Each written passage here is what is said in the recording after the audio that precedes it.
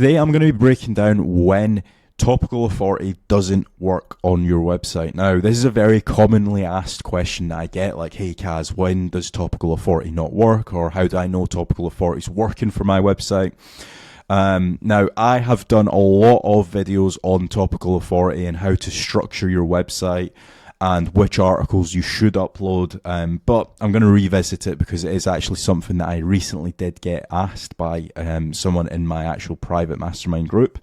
And in some cases, topical authority, you can go too broad and it can actually lower your rankings, or you might not actually increase your rankings by any means at all.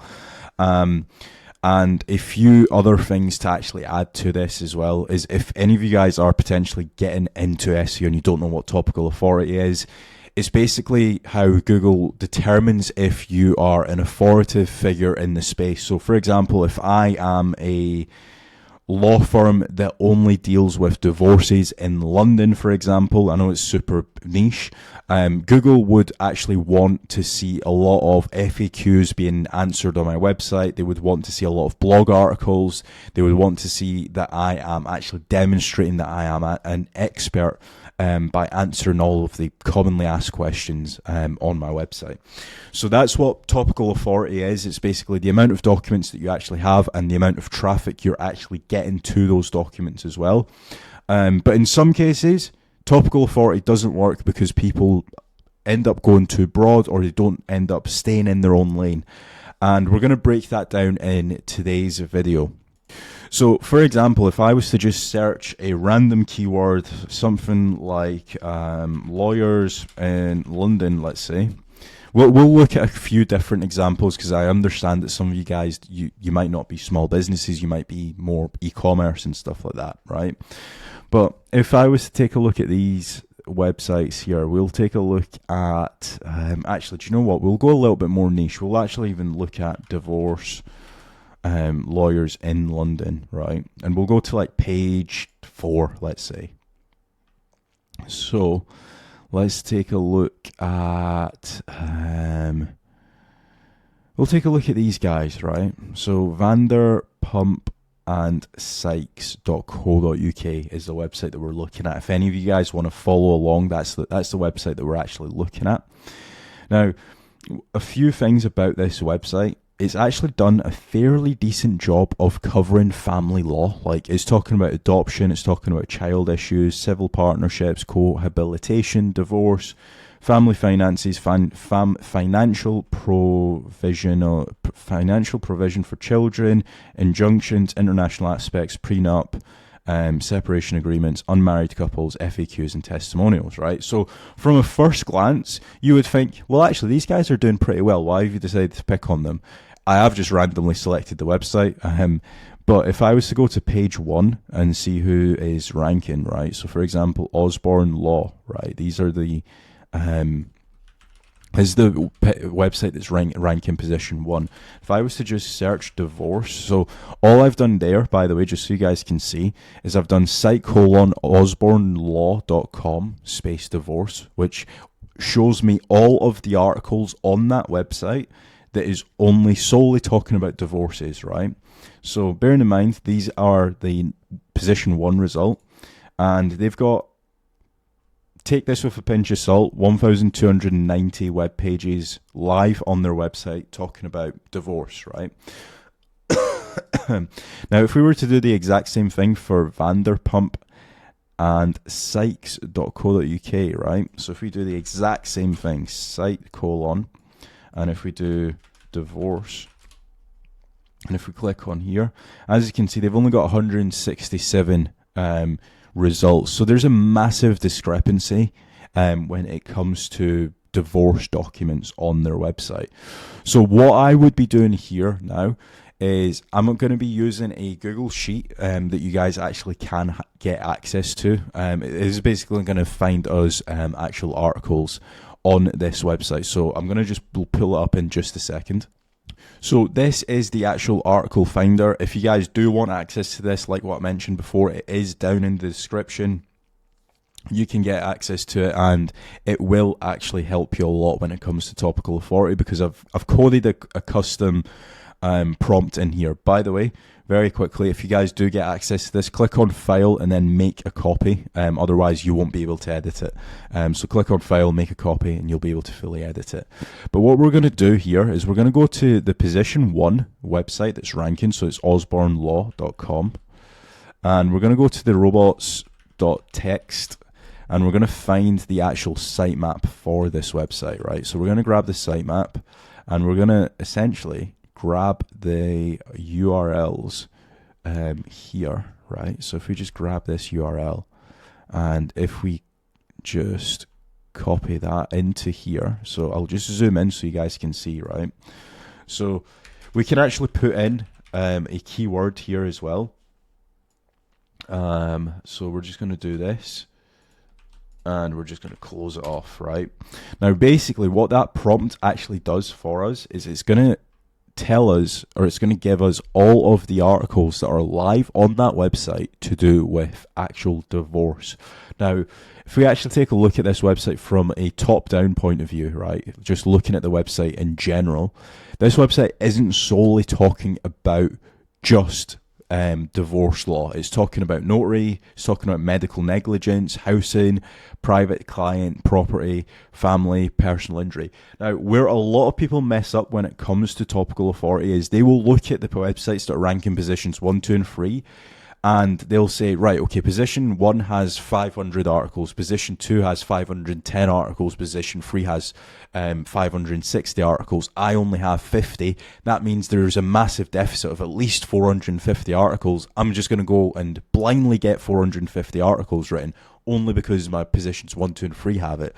Now, what this sheet smartly does is it actually picks out all of the articles that are to do with divorce. So if I wanted to rank for divorce law, maybe I'm already ranking really well for housing and social care law and property law, but the one silo that I'm lacking on is the divorce silo.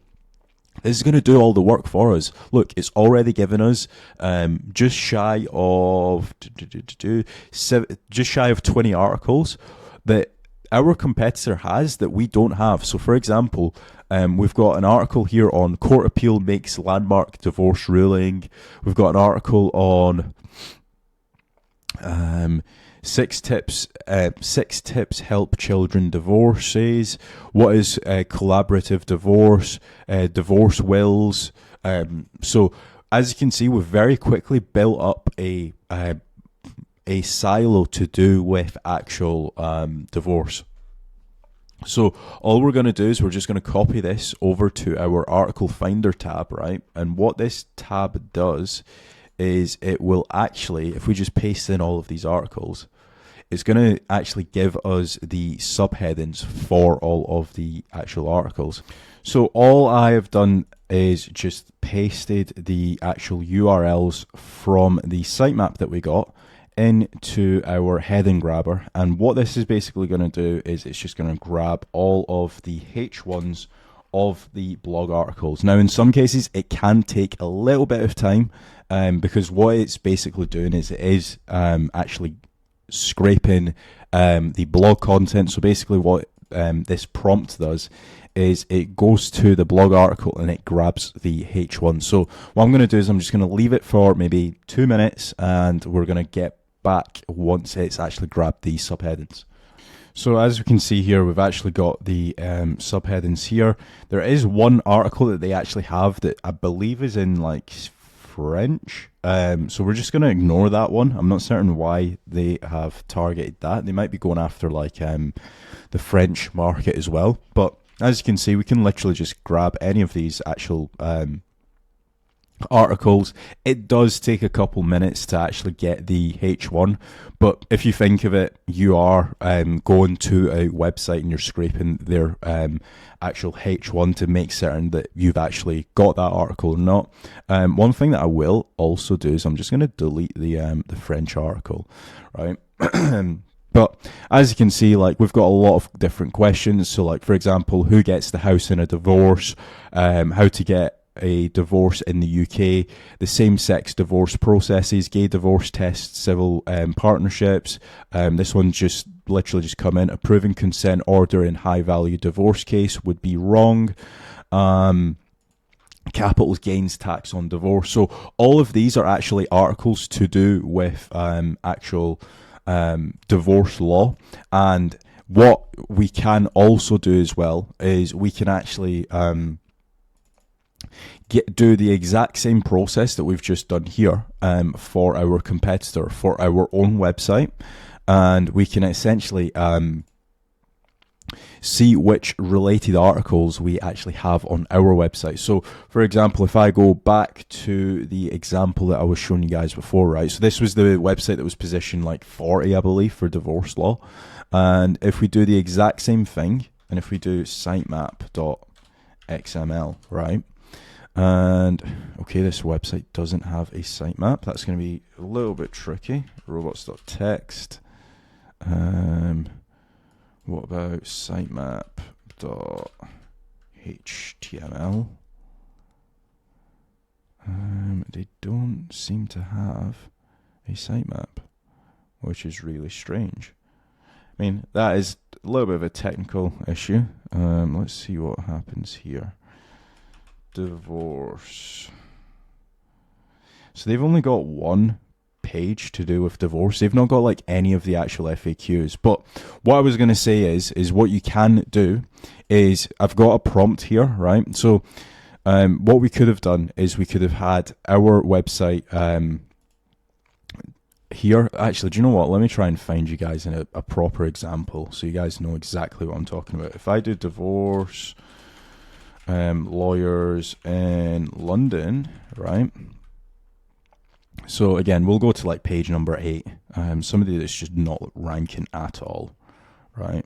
If I go to, so they've got a few pages here, right? So if I do or I'll do robots.txt again. Hopefully these guys they do have a sitemap, right? So all I'm doing is I'm just checking their sitemap, right? They've only got one page in their sitemap. Why have they got one? Okay, this website also isn't the best. Let's see. I hate to do this to you guys, but you're going to need to continue watching. Sitemap.xml. Come on, please. Right, okay, so these guys, they do have actually posts. So what I'm going to do, right, is I'm going to pretend that this is my website, right? So I'm just going to do copy, and I'm going to do the exact same process as what I done to osbornelaw.co.com, right? So I'm just going to paste in our sitemap URL, and I'm just going to keep the keyword as being divorce, right? Because right now, all I care about is one silo. So I'm just going to hit enter. And we're going to wait for this to go and grab all of the divorce-related articles, right? So we're going to have a few here.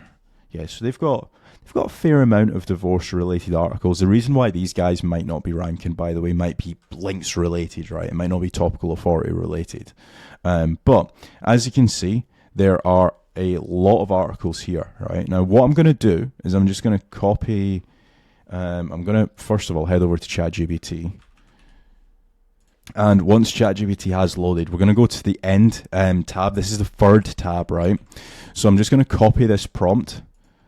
And where it says insert your website articles, right? I'm just going to grab all of these web articles, right? So these are the actual articles that are on our website. So we're just going to paste these in here. And then what we're going to do is we're going to go over here and we're going to copy all of these and we're going to paste this in here. And basically what this prompt does, so if we actually read this prompt while ChatGPT is doing its thing, is here are my blog articles on my website, insert your website articles. Here are blog articles from my competitors. Can you look at articles and remove any duplicates and show me the articles that I'm missing in a table format? Now, the reason why we're doing this is because, first of all, we don't want any content cannibalization. There might be some articles that we already have on our website, but we want to just cross-reference it against our competitor articles to see what are actually missing in our divorce silo. So while this is doing its thing, wow, this is taking a lot slower than what I thought it would. Usually ChatGPT is quick, but what what I'll do is I'll pause the video while this is doing its thing, and we'll get back to it in just a couple of seconds. So as you can see here, there are actually 4 articles that were missing out of, how many articles did we give it? We gave it a grand total of 8. So we actually gave it 8 articles. It's found 4 duplicates, and it's eliminated those 4 duplicates, and it's come back with, these are the actual 4 articles that we actually need live on our website. And to be fair, they're actually pretty decent articles. So like the same-sex divorce process, somebody that's searching that, they're going to be interested in divorces. How to get a divorce in the UK, again, somebody that's searching that, pretty interested in the actual divorce process. Or actually, sorry, all 8 have come back saying that they aren't duplicates. My bad. I didn't know that there was a scroll section. So how to get a divorce in the UK, who gets the house in a divorce, financial responsibilities of father in a divorce, capital gains tax on a divorce, gay divorce, so on and so forth. So all 8 of the actual articles that we gave it, that website didn't actually have. Bearing in mind how big this website actually is, it's a fairly big website. So that's actually how Topical Authority works. Now, a few things to just bear in mind prior to you guys going and doing this. When you're scaling out a website, like, you might have 5 or 6 different services that you actually provide. Like, for example, if we take a look at another website, right? If we do plumbers in Manchester, for example, right? If we take a look at these guys, or actually, we'll look at localplumbers.co.uk. Actually, this website isn't great. Manchester's a fairly easy area to rank in. We'll go after like plumbers in New York, let's say, right? We'll take a look at these guys, right? So what you need to remember when you're looking at Topical Authority, more so for like or actually for any website, is the fact that there are multiple services that you can actually provide. So for example, commercial plumbing is its own silo. Treat that as its own respective small mini website. Same goes with like emergency plumbing.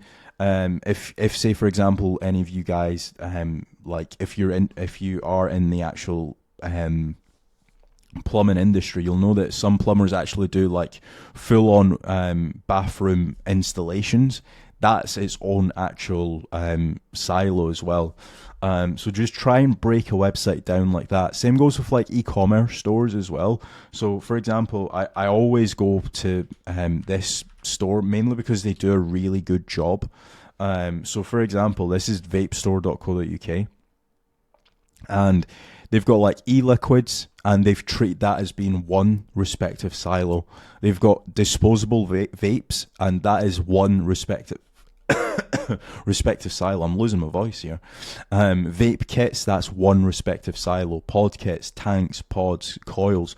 Break down your website like that, and when you are doing this process that I've just shown you guys, right, make certain that you upload all of the articles and then move on to another silo. If you're just doing like a content gap, like a regular content gap on Ahrefs, it's great, don't get me wrong. However, you want to be categorizing and prioritizing certain articles. So for example, if we take a look at 3 different vape stores, and they've got all an average of 800 pages live, and I only have 50 pages live. That's not to say that I need to get 750 pages live in one go, right? I might decide, right, okay, over the next 3 months, I'm going to focus on only uploading, let's say, 150 articles to do with e-liquids. Then I'm going to go and upload, let's say, 60 articles to do with disposable vapes. Then, I've got missing, 150, 200 articles to do with vape kits. That's how I structure my websites when it comes to Topical Authority. That's how I've found the best results. Otherwise, if you're just uploading, let's say, 2 articles to eLiquid, 3 articles to vape, disposable vapes, 1 article to vape kits, it's kind of like a what I like to call a machine gun approach. You've realized that you've got, let's say, 300 articles missing, but you've not got any guidance. You're not actually guiding your website anywhere, and at that point, even Google's confused when it comes to actually crawling and indexing your actual website. But if you guys have enjoyed this, please remember to leave a like, and if you guys do want a strategy call with myself, maybe you want to work with me, make certain to check out casualdash.com, click on the work with me button and fill in the form, and I will get back to you. Thanks for watching.